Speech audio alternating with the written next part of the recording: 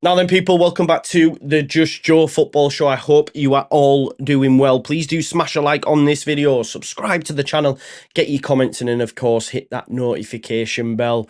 I can't tell you the result at Shrewsbury because I'm filming this pre-Shrewsbury, but hopefully we've progressed to the second round and are now looking ahead with a win in the bank to Birmingham. Because if we haven't and we've lost, then is it must-win territory already? I'm joking, of course. It isn't. But it is going to be a tough game. But what about Birmingham? It's ages since we've played them, right? I don't know much about them. I know Bowyer was there, Clitette, Shea Adams scored, crazy games. Yeah, that's it. So let's find out some more. Let's talk to Birmingham's most prestigious YouTuber. Of course, it is Brummy Joe. I don't care. It's 1-0. We're freaking down. 13th in the championship. The takeover happened as I said it would. People will be. Oh, when have we got Leeds?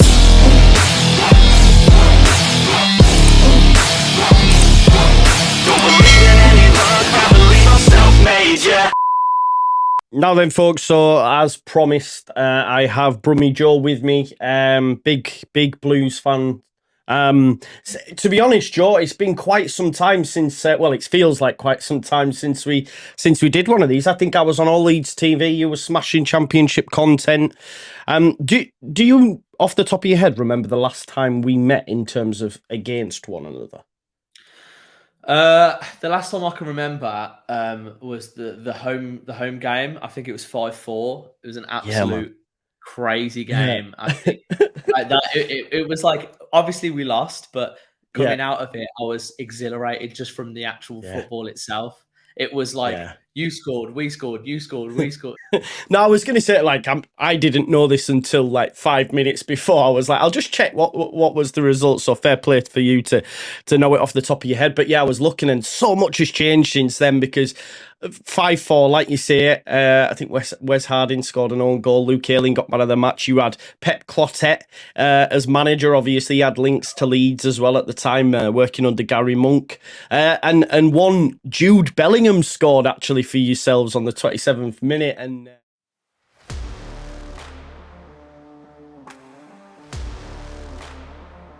yeah, look how much has changed, bro. We're going back. So we're going in blind now as Leeds fans. Tell me how much has changed. What's the situation at Birmingham now since them days? Yeah, it feels like a lifetime ago, honestly. We've gone through so many like false dawns almost. You know, we had the Redknapp era, and then like every now and again it kind of seems to go bad, then okay, then bad, then okay, and we feel like we're going to get relegated every single season, and somehow we just have this like resistance to relegation. I don't know what it is, but we've somehow luckily avoided that. And now everything has changed in terms of what Birmingham City is, who we are, you know, in terms of the ownership on and off the pitch. You know, we're not a totally different side right now. Like, I know we've had a lot of changes, but in terms of the actual quality of the team, it's going to be a bit of a longer process. But I think what really needs to be recognised is just how high morale is around the club. And I think that plays a really big factor. So yeah, the feeling's really good around Blues at the minute. And that was reflected yesterday with our performance against Cheltenham. I know it's a league team, but it's the type of team that would be a banana skin for us in previous regimes. And I've never seen us look that good. It's wild. Good. Yeah, well, I mean, this will probably come out after it, but we've got Shrewsbury tonight, a League One side in the Carabao Cup, so we'll see how we get on. We've got a pretty threadbare squad, to be fair, so it'll probably be the same heads that played against Cardiff at the weekend. You mentioned their ownership and stuff. I know Tom Brady's got involved, right? We're a bit like that at the minute with all these American stars because we've just been taken over by the 49ers, and then we've had like Jordan Spieth, we've had Russell Westlake. I'm not big on my basketball, Larry Nance, all these sort of American sports stars investing. And even if they're not like majority shareholders, in terms of commercial stuff for the football club, it's huge, isn't it? Like, obviously all I heard was about Birmingham City and Tom Brady after the weekend when it was announced he was getting involved, right? Yeah, it's you know, we knew there was a a relationship there between Tom Wagner and Tom Brady. And, we didn't expect to see him in a Blues kit, especially so soon. And yeah, it's really big news. It's a great marketing opportunity. And I think there's a lot that he can bring to the club. And Wagner himself has said, like, it's not just a marketing gimmick, like he's going to bring a real presence to the sort of personal nutrition, sports science, even the like psychological. I don't know the kind of impact he's going to have, but and how close he'll be with the team. But I think he's going to. I think he could be at the game, the Leeds game. But nice. yeah, it's absolutely huge, man. And I've got some friends in America as well. They don't know anything about Birmingham City, and now they've heard about them. And it's big, and that's what we've got to do. We've got to generate 100%. revenue, and that's one way to do it. 100%, mate. Like you'll probably find as well. Obviously, doing your videos and that, like when we had Bielsa, the viewership in South America went up, and then obviously last season we had Marsh, we had Aronson, we had McKennie, and Tyler Adams. Obviously, I think he's on his way to Chelsea now. But you do, and that's why the football club do these sort of things, of course, because it just makes commercial sense, and ultimately, whether we like it or not, it is a business now, football, isn't it? So, just on the playing side of stuff, then. So who's in charge, mate? What kind of business have you done during the summer? What type of players do we need to be looking out for at the weekend? So yeah, we seem to have had a bit of a. We used to be a club that had a manager and would keep him for a very long time. But when things started going downhill, it would just change and change and change. Like say, there was Pep Clotet when we played you. I'm not sure of the order because there's been so many, but we've had the likes of Karanka. We had Lee Bowyer. You had Lee Bowyer as well, right? Lee Bowyer for a bit. Yeah.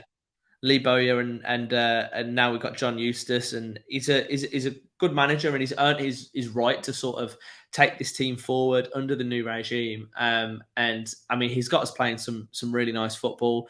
We've had a lot of outgoings. We basically there's been a lot of contracts running out. Obviously, we sold Chong for a bit of money, and one or two other players. I think Ruddy might be on his way out too. But we have spent the money. We've been shrewd in the market, which is really good to see. We've brought in Gary Cook, who was I'm not sure of his role, but he played a big part at Man City when they were sort of like on the rise. And I think there's been a lot of changes in the kind of back room to help us become put more football in brains. Behind, in the backroom staff, which is so important. And yeah, on the pitch, mate, we've got some really talented players, especially in midfield. I think the one area we're lacking is probably a solid striker. Hogan is our main only number 9, and he's very much a confident striker. On his day, he could get a hat-trick, but he gets in his head. So that might be something. I mean, I'd love to have him and Tom Brady in a room and just help sort of motivate him. Like before every game, Tom Brady just comes in and like pats him on the back, gives him a pep talk. I think it's the lack of hope that comes and gets you. See, I believe in hope. I believe in belief. But yeah, midfield, Juninho Bakuna. I don't know if he'll start against you. I don't know if it's the kind of. What a name, by the way. What a name that is, by the way. Yeah, man. He's a proper player. He was everywhere last night. But yeah, we've brought back Ivan Sunjic, who's been putting in really good performances alongside Christian Bielik. But in terms of creativity, Keshi, a surprise one for us was Keshi Anderson. We got him on a free. I think he played for Blackpool last season. He killed it on trial. He got an assist on the first game of the season, and he's just everywhere. And we've got another starlet. Again, might be one that gets minutes a little bit later. But Miyoshi, Japanese international. Yeah, he's really good. We've just got the big one, the main one was Sariki Dembele from Bournemouth, I think. He's very, very tricky. And it feels like a level or a pretty good replacement for Chong, even though he plays on the other side. He's a very, very tricky winger, very direct, and a lot of skills in his locker. So yeah, the one area of weakness I would say is probably still defense. I think still a bit thin on the ground in that area. So could be an area that you could expose potentially our right side of defense. Yeah. To be honest, I was just looking there at the lineup against Swansea. I can't believe you've still got Lucas Jukovic still there, and like you said, but the big one for me, and you never mentioned him, and I promise everyone who's watching now, this wasn't like we didn't agree to do this beforehand, but Tyler Roberts. Tyler Roberts obviously plays for Birmingham City now. Now, there's something tells me like he'll probably be involved and he'll probably score, just because he had a bit of a he had a hard time at Leeds United. A lot of the Leeds fans were sick of the sight of him towards the end, mate, because Bielsa just relied on him so much to come off the bench, and he just very rarely had an impact in the game. I always felt, Joe, that his first couple of touches were always good. He'd do a nice turn, but then it would be the move after that, the pass or the decision after that would always let him down, you know. So I just wondered what you've made of Tyler Roberts. How's he getting on at Birmingham City? Obviously, he played at the weekend, didn't he, against Swansea, the 1-1 draw. So how's he getting on there?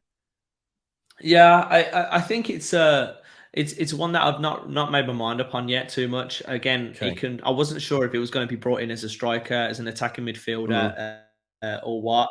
He looked half decent in pre-season. I don't know if he's a potential area that, like, if Hogan is potentially injured, he could kind of play that number 9 role. I'm not too sure, but yeah, I think a little bit quiet so far. I think he picked up a knock as well against Swansea, so I'm not 100% sure if he'll play. I think he might be okay, but it's whether he's going to be fit for the 90.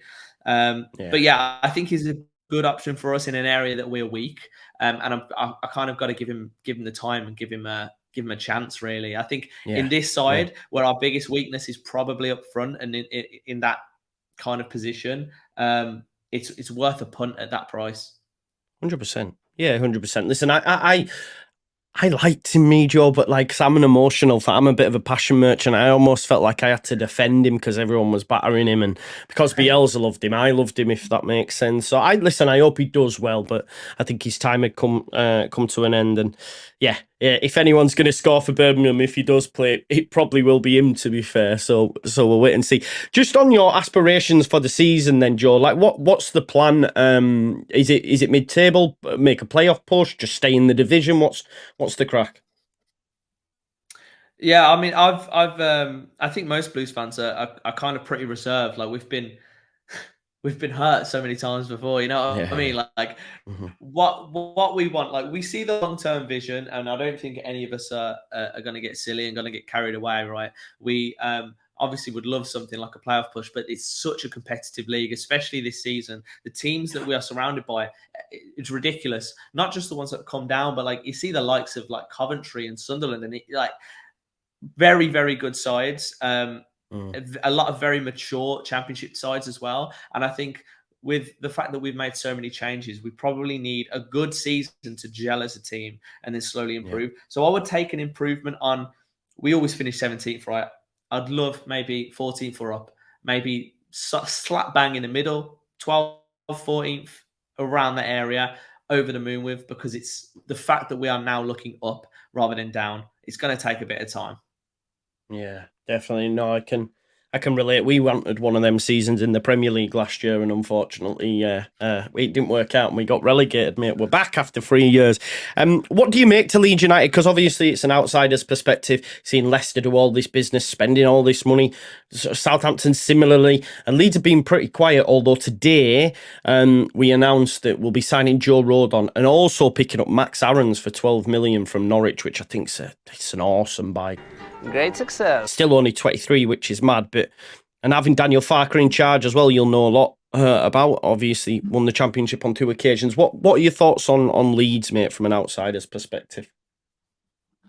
Yeah, I thought out of the teams that got relegated, I had. It has been a little bit of a quiet summer. Yeah, obviously, there's a bit of late business going on for you guys, and arguably, you could say you might have one of one of the weaker sides of the three going down. But I mean, maybe not after, you know, players have been sold now. Leicester are like head and shoulders above everyone, in my opinion. Like the team they've got is absolutely ridiculous. It should be in the Premier League.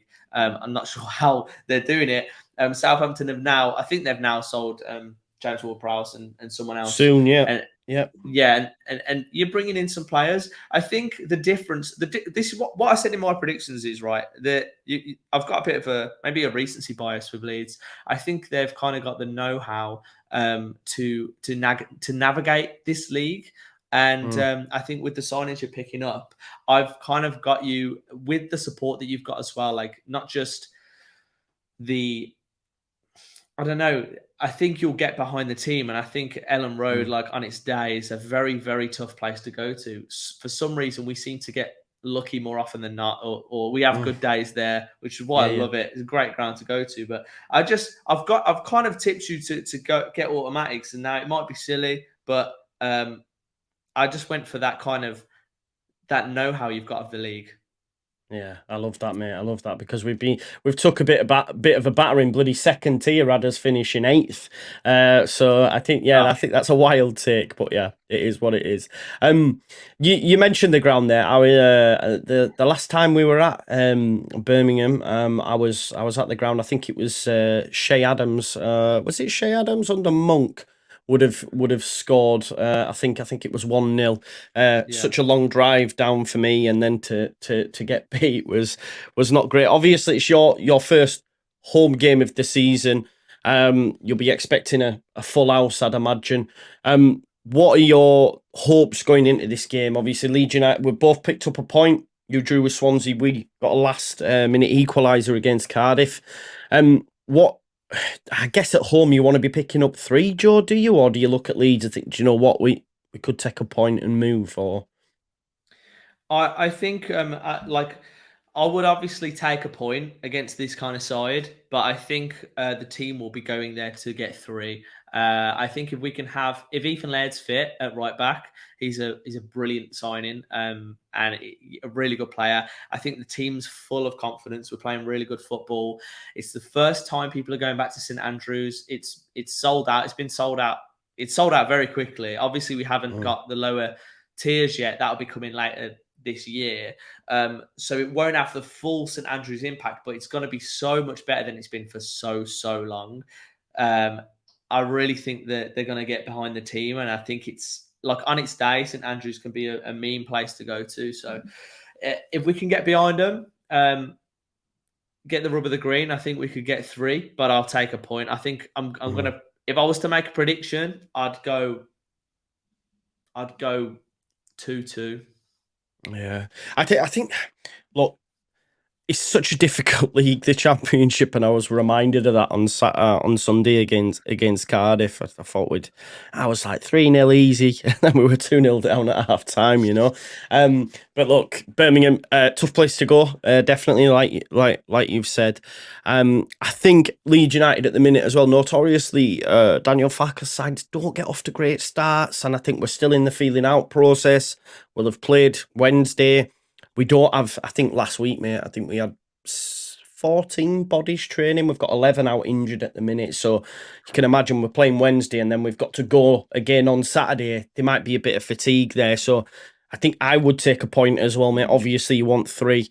But yeah, I just don't want to get beat. So I think score prediction-wise, I'll probably go 1-1 with Birmingham getting the first. Give me, you settling on 2-2? Yeah, I'll settle for that. I predicted, my last prediction was right. I predicted 1-1 for the Swansea game, and I was like, I need to change it up a bit. There's been a bit of drama here before. I think we've got a couple of goals in us, but I think we could be a little bit leaky as well. I just want to keep the undefeated run going. Obviously, our new shirt sponsor is called Undefeated, and we are currently undefeated. So I'm riding that wave up until probably Saturday. If you know, there's a prize out there. The first team that can knock the undefeated. It's just an easy meme to go from there, but. Yeah, it's going to be a good game. It's going to be tough, and I'm hoping on the return, we can get a solid result. Like we've refurbished the whole ground as well. Like the owners have come in, and I swear, if you're going, or if anyone here watching is going, go to the Cop car park because they've done it up. And if you go to the toilets, there's hot water. That's our standards. I where the bar can't is. lie, bro. When I went to St Andrews, is it an Asda or a Tesco? I can't remember the supermarket.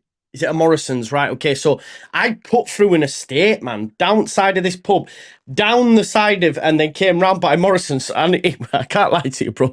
It was a little bit treacherous. I was like, oh no, a little bit under the cosh here. Get me to the ground quick. Yeah, it was a bit mad. So yeah, if you go into the game, folks, make sure you check that out. I know a few of you will. Listen, Joe, what will you be doing content wise for the weekend? Where can people find you? And obviously, watch you in disarray when we beat you at the weekend after the fact. You see? Well, we'll have to see, mate. We'll have to see. Yeah, you could. Main place to go is YouTube. If you just search Brummy Joe, or I think they've got ats now. It's at Brummy Joe, one word. Yeah. I'm on all the other socials: TikTok, Twitter, Instagram, Threads. I mean, not really. Yeah. Posted one thread and was like, nah, no one's. Everyone else did the same thing, didn't they? Yeah. But take me back, Elon, weren't it? Take me back, Elon. Going back to my ex. But no, thank you, Joe, and enjoy the weekend, mate, and good luck for the rest of the season, pal. Nice one, you too. So there we have it, folks. That was Brummy Joe, top lad, top content creator, and yeah, Birmingham, decent club. Please make sure you follow Joe across all his socials, but predominantly on YouTube, because hopefully he'll be getting beat and he'll have a match day vlog and you'll be able to dine out on Joe's tears. It's all banter though, it's all love. Listen, thanks as always for watching the opposition preview. I hope you know a little bit more now about Birmingham City. Smash a like on the video, subscribe to the channel, get your comments in, and of course hit that notification bell, and I'll see you on the next one.